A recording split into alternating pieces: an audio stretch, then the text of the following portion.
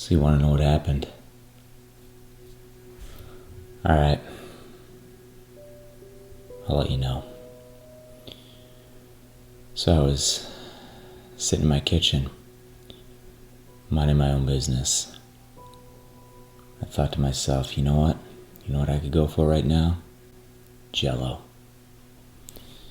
So I went to the cupboard, found a box of strawberry Jello. Read the directions. Turns out, Jello is made out of animal bones. Grind them up, put them in a bunch of solutions, and they get the protein out of it. So whatever. So the directions, I was reading them, and on there it said, add water, hot, add cold, mix. Then I noticed capital letters said, do not use fresh or frozen pineapple. You know what I did? You know what I did. I put pineapple in there. You know what happened? I'll tell you what happened. That pineapple apparently has an enzyme in it. We talked about enzymes before, that they cut stuff up. Well, this particular enzyme is called protease. The protease enzyme cuts up the very protein that's in your bones. So what happened? The Jello didn't set. That protein was cutting like crazy. So you know what I was left with? Jello juice. I didn't even get Jello. Was I proud of it? No. Did I learn something from it? Oh yeah. I learned a lot. So I hope you guys don't make the same mistake I did. You read those directions. You don't put that pineapple in that Jello.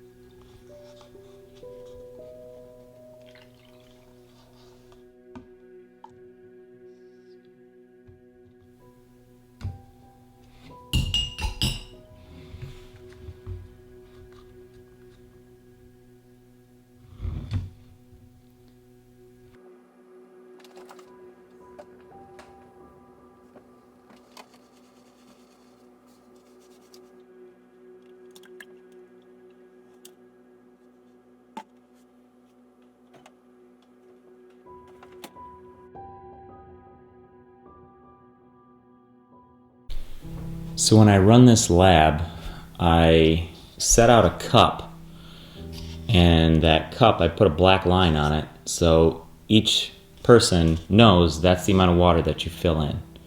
So one person's going to fill up their cup with hot water, the other person's going to fill up their cup with cold water. You also want to have your 3 grams of Jello, and I usually put the Jello powder in first before I put the water in, because it just mixes a little bit easier, but to each his own.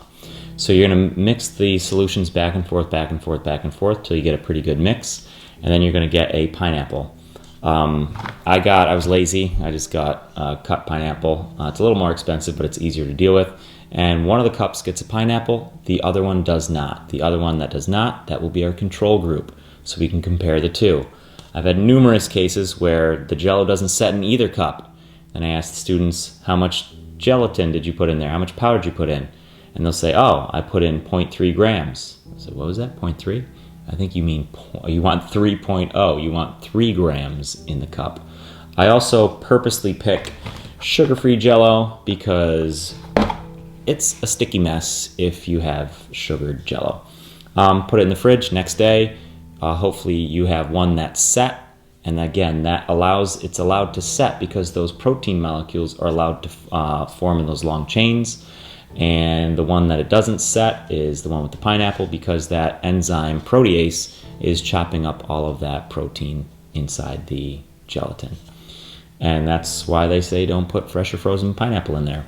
So you can still put pineapple in Jello, but in order to do that, you have to mess up the pineapple's enzyme. And we've learned 2 different ways from last class how you can mess up an enzyme. You can heat it up to change the shape, or you can mess it up with a different pH. Well, most people aren't going to dump some weird pH into their Jello, so what you can do is heat the pineapple and mess up the protein, the enzyme, so when you put it into your cup of Jello, that enzyme isn't going to work. So that's how you can get around that. And that's why it says fresh and frozen pineapple and not the other kinds, because the other kinds are often heated real quickly to help preserve them, and that messes up the enzymes that are in there that actually helps preserve them. So that's how you can get pineapple in Jello. I hope you enjoyed that. That was, just me being a little bit goofy there. So, yeah, enjoy your Jellos.